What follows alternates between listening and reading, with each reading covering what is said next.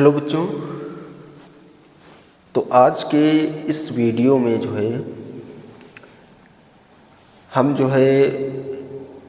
जो S block का समूह 1 था उसमें जो क्षार धातुएं थी उनकी विशेषताओं पर बात करेंगे।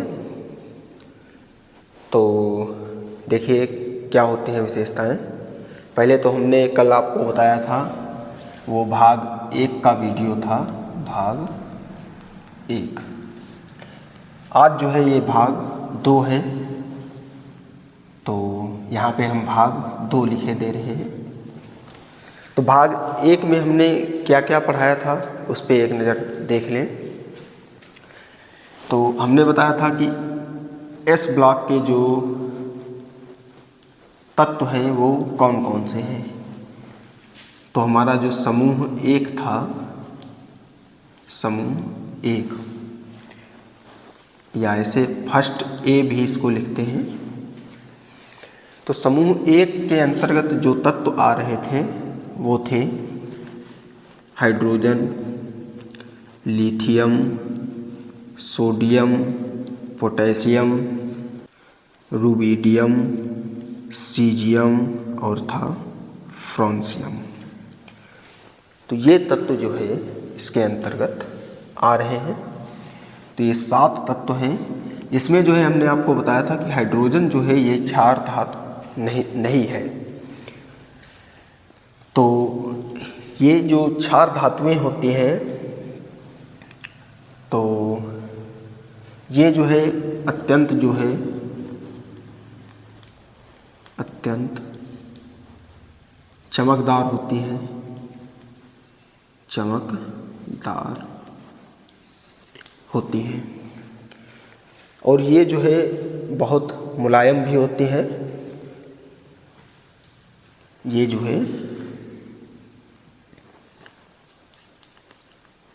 बहुत मुलायम होती हैं।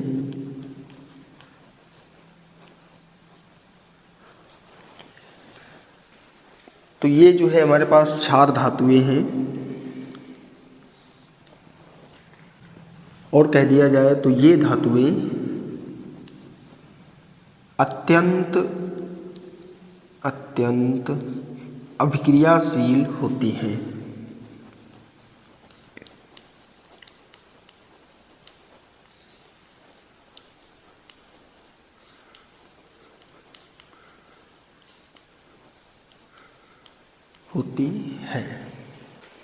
तो एक पॉइंट हो जाएगा कि ये बहुत अच्छी विद्युत की चालक होती है। ये अच्छी विद्युत चालक होती है।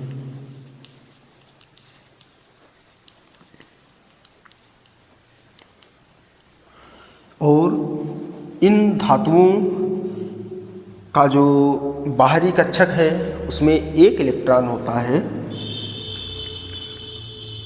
वो इनको आयन बनाने में मदद करता है। तो ये भी गुण आप लिख सकते हैं कि इनके बाहरी कक्षक में जो एक इलेक्ट्रॉन होता है वह आयन बनाने में मदद करता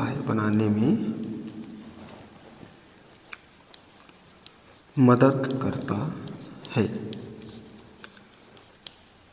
तो इस तरीके से आप ये जो मेन पॉइंट है इसके, ये आप तैयार कर सकते हैं।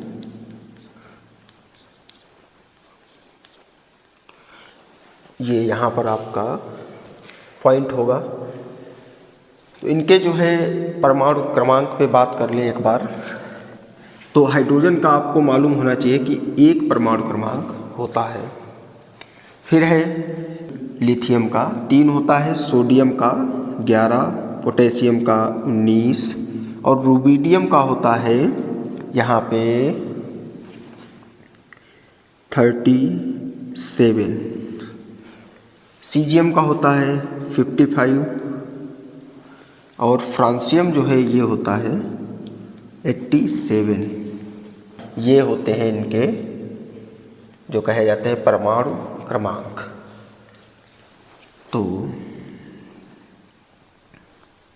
ये होते हैं इनके परमाणु क्रमांक।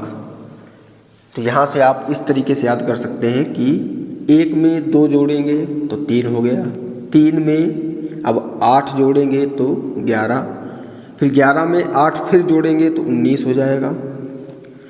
अब 19 में 18 जोड़ देंगे तो हमारे पास 37 हो जाएगा।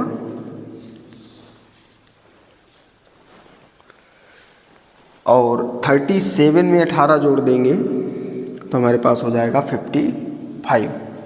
आप जोड़ के देख लें और फिर 55 में हमको जोड़ना है 32, तो ये हो जाएगा हमारे पास 87। तो 2, 8, 8, 18, 18, 32 इस तरीके से आप जो है इसको जोड़ करके लिख सकते हैं, इनके परमाणु क्रमांक तैयार कर सकते हैं। और अगर इसमें एक पॉइंट और लिखना चाहें तो कह दिया जाए कि जब ये धातुएं जो है ऑक्सीजन के साथ क्रिया करती हैं तो ये जो है क्षारीय ऑक्साइड बनाती हैं। कह दिया जाए जब ये धातुएं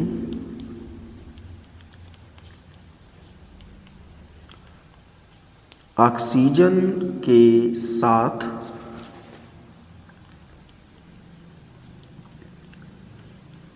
क्रिया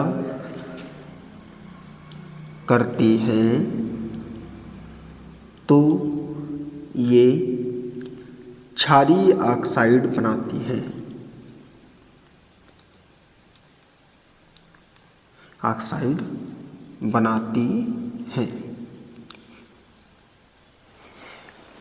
तो ये समूह 1 की बात हो गई हमारे पास। अब यहाँ पे आप देख लें समूह 2, सेकेंड ए। तो ये जो है समूह 2 सेकेंड ए, तो इसमें देखना है जो तत्व है इसमें वो हमने बताए थे। एक हो गया बेरिलियम, एक हो गया मैग्नीशियम, एक हो गया कैल्शियम, एक हो गया स्ट्रोंशियम, एक हो गया बैरियम, एक हो गया रेडियम। तो अब इसी प्रकार से आप इनके परमाणु क्रमांक लिख सकते हैं। तो ये 3 था तो ये 4, ये 11 था तो ये 12, ये 19 था तो ये 20, ये 37 है तो ये जो है 38, ये 56 बैरियम, रेडियम हो जाएगा 88। तो इस प्रकार से इनको आप लिख सकते हैं। तो ये जो समूह है ये जो है कहा जाता है क्षारीय मृदा धातुएं। क्षारीय मृदा धातुएं। तो ये इसलिए कही जाती हैं क्योंकि ये जो है ज़्यादातर मृदा से प्राप्त होती हैं। तो ये हो जाएंगी क्षारीय मृदा धातुएं। तो ये जो है आज इस वीडियो में इतना रहेगा। कल जो है इनके इलेक्ट्रॉनिक विन्यास पर बात करेंगे। तो ये भाग 2 हो जाएगा आज। तो जो बच्चे नहीं देख रहे हैं वो देखने का प्रयास करें और शेयर करने का प्रयास करें एक बार सभी के पास। जो आपके फ्रेंड हैं, पढ़ते हैं, उनको भी शेयर करें एक बार।